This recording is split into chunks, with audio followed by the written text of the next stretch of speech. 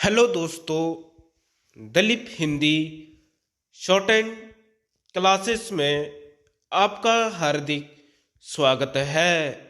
दोस्तों, आज की डिक्टेशन दैनिक जागरण की संपादकीय डिक्टेशन है। डिक्टेशन की गति 110 शब्द प्रति मिनट होगी। डिक्टेशन स्टार्ट करते हैं 5 सेकंड बाद।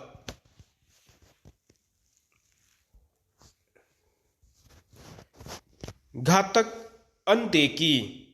मध्य प्रदेश के हरदा में एक पटाखा फैक्ट्री में विस्फोट से 10 से अधिक लोगों की मौत के साथ 50 से ज़्यादा लोग घायल तो हुए ही आसपास के घरों को भी अच्छी खासी क्षति हुई।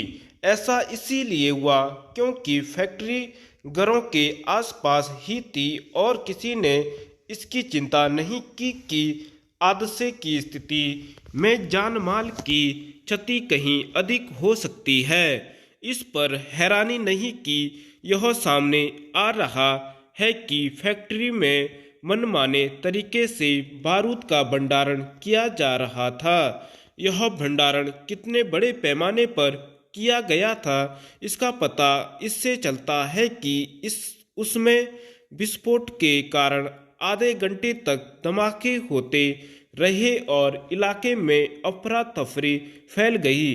हादसे की गंभीरता का अनुमान इससे भी लगाया जा सकता है कि आसपास के कई शहरों से अग्निशमन गाड़ियों को बुलाना पड़ा। इसमें कोई संदेह नहीं रह जाता कि भीषण हादसे का शिकार बनी पटाखा फैक्ट्री सुरक्षा मानकों की अनदेखी करके चलाई जा रही थी।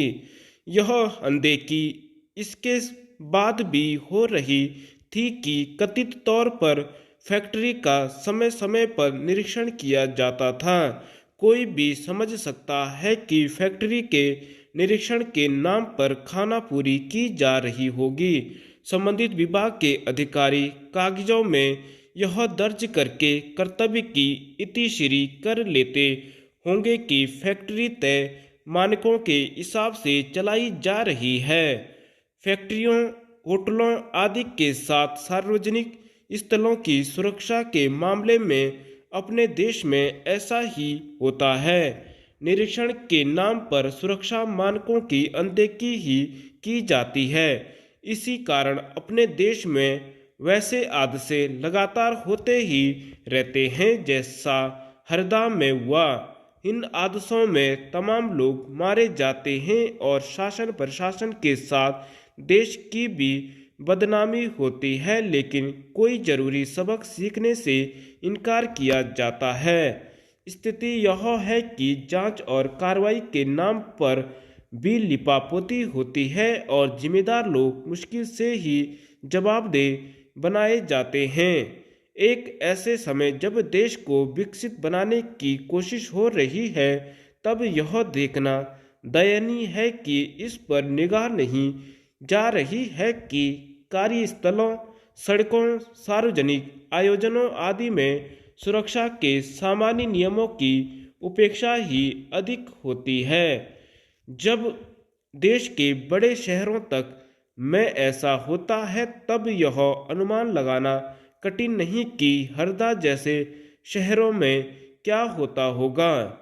आखिर कब चेतेंगे हम और यह देखेंगे कि भारत से कहीं कम विकासशील देशों में सार्वजनिक सुरक्षा के नियमों का पालन कहीं अधिक संतोषजनक है।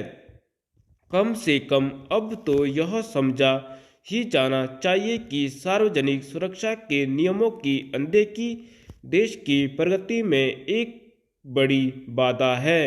ध्यान रहे कि अपने यहाँ जैसे सुरक्षा मानकों की उपेक्षा की जाती है, वैसे ही निर्माण कार्यों की गुणवत्ता की भी परवाह नहीं की जाती। मौसम की मेहरबानी। शीतकाल के 4 महीने भले ही सूखे रहे हों, लेकिन फरवरी की शुरुआत में हुई वर्षा और बर्फबारी निश्चित रूप से राहत देने वाली है। जनवरी में आखिरी दिन से लेकर अब तक उच्च हिमालयी क्षेत्र में लगातार बर्फबारी हो रही है, जबकि कम ऊंचाई वाले क्षेत्र और मैदानी भूभाग में वर्षा इससे सूखे के कगार पर जा पहुंची फसलों को तो संजीवनी मिली ही है। किसानों के मुरझाए चेहरे भी खिल उठे हैं। सर्वाधिक लाभ इस बर्फबारी का सेब की फसल को मिलेगा। दरअसल बर्फबारी न होने से सेब में चिलिंग की प्रक्रिया शुरू नहीं हो पा रही थी। यह बर्फबारी इस लिहाज से बेहद लाभदायी है।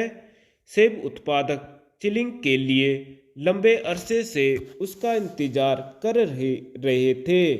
विशेषज्ञ आशंका जता रहे थे कि बर्फबारी न होने से सेब के फल का आकार तो घटेगा ही, इसकी मिठास में भी कमी आएगी। इसके साथ ही वर्षा बर्फबारी ने धरती की प्यास बुझाने का कार्य भी किया है। बीते 4 माह के सूखे से पहाड़ में अधिकांश प्राकृतिक जल स्रोत सूखने के कगार पर पहुंच गए थे और गर्मियों में जल संकट की आशंका गहराने लगी थी। विशेषज्ञ इस बात को लेकर भी चिंतित थे कि ग्लेशियरों को नई बर्फ नहीं मिली तो गर्मियों में नदियों का जल स्तर भी घट सकता है। जाहिर है इसका असर विद्युत उत्पादन पर पड़ेगा और ऐसे में प्रदेश को बिजली की किल्लत झेलनी पड़ सकती है। वर्षा बर्फबारी से चमोली जिले में स्थित विश्व प्रसिद्ध हिम क्रीड़ा स्थल औली में शीतकालीन राष्ट्रीय खेलों की उम्मीद भी जगी है।